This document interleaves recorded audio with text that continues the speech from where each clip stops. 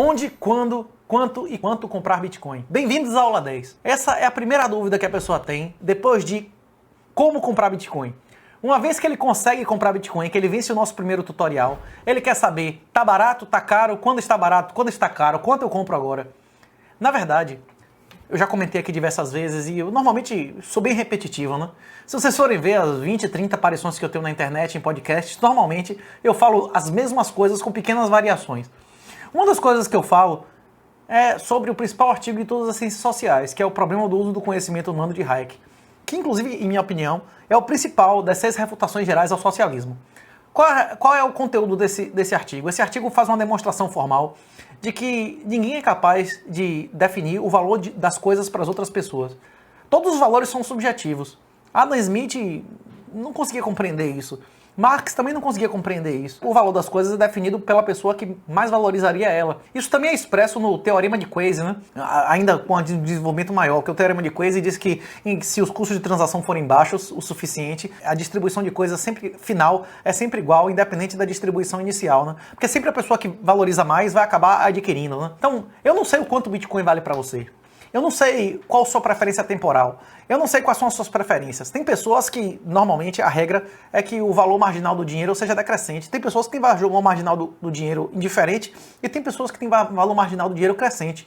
Isso depende muito de cada pessoa, né? Tem algumas pessoas que só vivem o presente. Tem algumas pessoas que o futuro vale mais do que o presente. Tem algumas pessoas que a vida dos seus filhos ou dos seus pais vale mais do que a delas mesmas. Isso aí depende de cada pessoa. O que nós vamos falar aqui é de regras gerais. A aplicação específica você vai escolher para você. Inclusive, não existe nenhum consultor de investimento, nenhum teórico que consiga afirmar o que é melhor para você.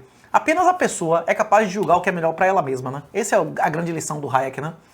Vamos pro slide. Melhores práticas de plataformas nacionais e estrangeiras over the counter. Over the counter significa mercado de balcão. E P2P. P2P significa negociação direta entre pessoas, sem envolvimento corporativo. Estratégias de comprar Bitcoin conforme indicadores cíclicos, emocionais, gráficos e fundamentais. Gestão financeira individual, preferências pessoais, temporais de risco e gestão de risco.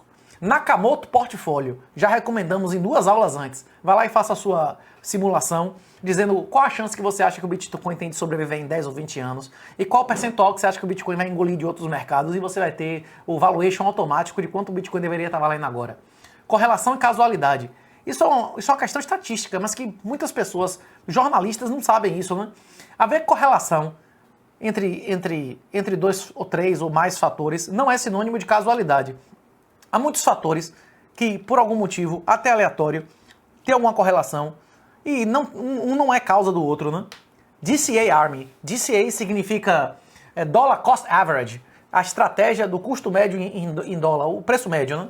DCA Army são as pessoas, o exército, o número de pessoas que acreditam tanto no Bitcoin e reconhecem a sua própria humildade, né? Como prega o cristianismo, de que você não é capaz de prever o que é o futuro e tal, e resolvem pegar e, em vez de fazer um aporte grande com alavancagem, simplesmente comprar o que lhe sobra de salário no fim do mês, né? E assim, gradualmente, fazer um preço médio. Se você começar a comprar Bitcoin acima do 200 MMA, acima do mais múltiplo, como a gente discutiu na conversa anterior, se você está comprando Bitcoin, você percebe que você está num ponto do ciclo que o Bitcoin está subindo um montão. Você não sabe se ele vai subir ou cair. Você compra gradualmente, né? Se você acredita que o Bitcoin já caiu um montão, você acabou de ver o Bitcoin cair 70%, 80%, 90%, pô, logicamente, o Warren Buffett tem uma frase que é muito característica, né, do que a gente está conversando aqui agora. Você não deve comprar por 5 minutos o que você não esteja disposto a ter por 50 anos. Porque você controla o valor que você compra, mas você não controla o valor que você vende. É a mesma coisa aqui. Se você pagaria por algo $50, você com certeza pagaria 5, né? Até porque os bitcoins eles são fungíveis, né? Não existe um bitcoin diferente do outro, né? Mas vamos lá. É bolha. O que significa bolha? Tem um livro clássico das bolhas. E o livro clássico das bolhas, ele dá 2 definições de bolha. Tem a definição fundamentalista, quando o valor de uma coisa se descola do seu valor fundamental, e tem a definição técnica, quando a variação de um ativo é 2 dígitos padrão acima da variação normal daquele ativo.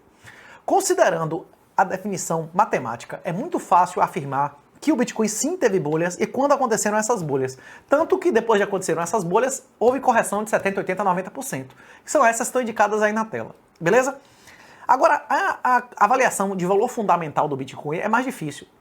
Primeiro, que existem diversas fórmulas que nós conversamos na aula anterior de quais são os valores fundamentais do Bitcoin. Existe alguma utilidade, existe algum valor em você poder fazer remessas sem controle de capitais? Existe algum valor de alguém que trabalha ilegal nos Estados Unidos, na Europa, que não consegue ter uma conta bancária, receber e mandar dinheiro para seus parentes no terceiro mundo? Existe algum valor fundamental em pessoas que moram no Sri Lanka, que moram no Líbano, que moram na Venezuela, que moram na Argentina, conseguir que a poupança delas não seja destruída pela inflação estatal? É lógico que existe um valor fundamental nisso. Mas qual é o valor? É essa definição que é mais difícil, ela pode ser intuitiva, mas é difícil quantificar ela.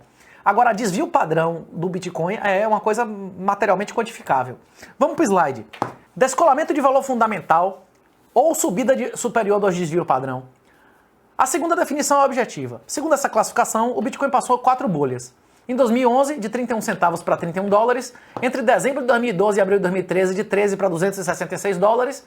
De junho a novembro de 2013, de 100 a 1.300 dólares. E de abril a dezembro de 2017, de 1.200 a 19 mil dólares. Rapaz, eu espero passar por outras bolhas. Mesmo que haja uma queda de 70%, 80%, 90% depois, são movimentos maravilhosos. Inclusive esse Zaguri, esse cara que criou o Nakamoto Portfólio, ele tem entrevistas lá no Bitcoinheiros maravilhosas, que ele diz que comprar Bitcoin é o negócio da luta do rock, né? Que você apanha 60% do tempo e tem 10% de glória, né? É exatamente isso, né? São esses momentos de multiplicação de 100, de 20, de 13, de 15% que justificam a existência do Bitcoin. Inclusive, estatisticamente, é comprovado que o Bitcoin, na maioria dos anos, estaria perdendo se não fossem 20 Golden Days. Tem 20 dias que o Bitcoin tem uma subida extraordinária, né? Então, quando começar a subir eu compro, normalmente é tarde demais, né? Existiram correções equivalentes e subsequentes períodos de acumulação, exatamente como previsto nas teorias das ondas de Dow e Elliott e nos seus ciclos emocionais de mercado. A questão não é quão alto pode ir o Bitcoin, mas sim quão baixo pode ir o dólar. Se o dólar for a zero, o valor relativo do Bitcoin será infinito. O que significa isso? A riqueza no mundo, ela é limitada ou é ilimitada? Se a imaginação das pessoas for ilimitada e se a atribuição de valor das pessoas for ilimitada, o valor que existe no mundo é ilimitado. Além disso, a riqueza, o valor do Bitcoin em 10 ou 20 ou 30 anos não é limitada pelas coisas que existem hoje no mundo. Por quê? Porque o Bitcoin, desmonetizando a economia que financia a corrupção, ele vai criar mais riqueza, ele vai fazer pessoas terem acesso a liberdades que não tinham antes. E as liberdades aumentam a produtividade e a possibilidade de pessoas de criarem e reterem a riqueza, né? It's a bubble, it's a bubble, it's a bubble, it's a bubble. É uma bolha. Só que primeiro era uma bolha de brincar, depois era uma bolha de enfeitar, depois era uma bolha de se transportar e depois uma bolha de se blindar do colapso societal, né? Grande meme. O Bitcoin é uma bolha? Ele já foi bolha. A questão é que a bolha já estourou várias vezes e nas 4 bolhas ele continuou existindo e valendo sempre, todo 100% das vezes mais do que nos 4 anos anteriores, nominalmente em dólar. O Bitcoin vai continuar subindo infinitamente em dólar? Eu não sei, talvez o Bitcoin deixe de existir, a gente vai conversar inclusive isso no próximo módulo. Mas cocô, fezes mesmo, esterco se desvalorizou em real, sal se desvalorizou em real, gasolina se desvalorizou em real. E se nós vivêssemos em uma sociedade normal, que a tecnologia avança, era para gasolina, para carne ficarem cada vez mais baratas. As coisas estão ficando cada vez mais baratas? Não. E por que elas não estão ficando cada vez mais baratas? Porque o governo está aumentando a emissão monetária muito mais rápido do que o ganho de produtividade, né? E esse ganho de produtividade, ele está sendo expropriado pela senhoriagem, pelo aumento de emissão da moeda, né? De maneira resumida, existem diversos indicadores e você vai escolher os seus indicadores. Emocionais, técnicos, fundamentais, seja lá o que for. Nós comentamos aqui alguns que são mais usados. Um que é indiscutível é se é bolha ou não é, baseado em 2 desvios padrões, e um grande indicador disso é o Maier múltiplo. Se chegar na internet e escrever Bitcoin Maier múltiplo, vai aparecer. Quem comprou abaixo de meio e vendeu acima de 2 se armou 100% das vezes, tanto em Bitcoin quanto em dólar. Eu não estou dizendo que isso vai acontecer no futuro, eu posso afirmar o passado, né? Inclusive eu considero pecaminoso fazer previsões do futuro. O Bitcoin pode não existir daqui a 10 ou 20 ou 30 anos, mas se ele existir por mais 10 anos, ele pode ser o bote salva-vida que vai salvar a sua família da destruição pelo totalitarismo de governos. Qual o momento de comprar Bitcoin? O momento que você julgar que você precisa de Bitcoin. Se você acha que você não precisa de Bitcoin, você não precisa comprar Bitcoin. Agora, é mais importante você ter uma arma ou você saber atirar? Você só vai avaliar se você precisa ou não de Bitcoin na hora que você entender seus fundamentos. Você pegar o livro, ler, você aprender, pegar um pouquinho, brincar.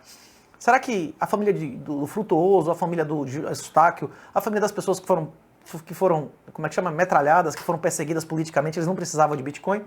Se esses 17 milhões de reais que foram doados para o Bolsonaro fossem doados através de Bitcoin, ele ia estar entregando o CPF dessas pessoas para sofrer perseguições. Eu fui pessoalmente conversar com o professor Olavo sobre isso. E o professor Olavo, você recebendo através do Mercado Pago, você está dando o CPF dos seus alunos para serem expurgados. Ah, não sei o que, isso é complicado, eu precisaria de não sei quantas mil horas, e de fato ele não tinha tanto tempo de vida para entender isso.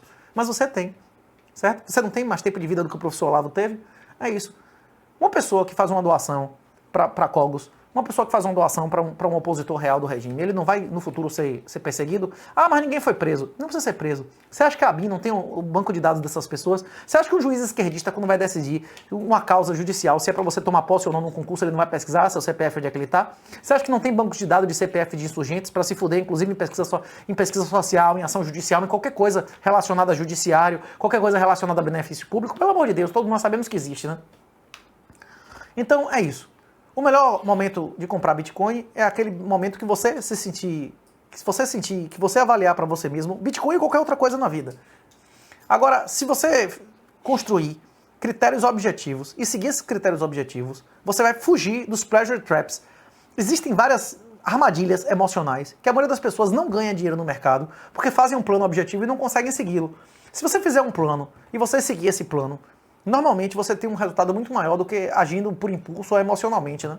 Como a gente já conversou muitas outras vezes, o mercado é um ambiente em que os profissionais tiram dinheiro dos amadores, os pacientes tiram dinheiro dos apressados, quem está apressado tem que vender de qualquer maneira, os insiders tiram dinheiro dos outsiders, não é isso? Quem está dentro da empresa sabe muito mais do que o outro, não é isso? Os controladores tiram dinheiro dos minoritários, né? A próxima aula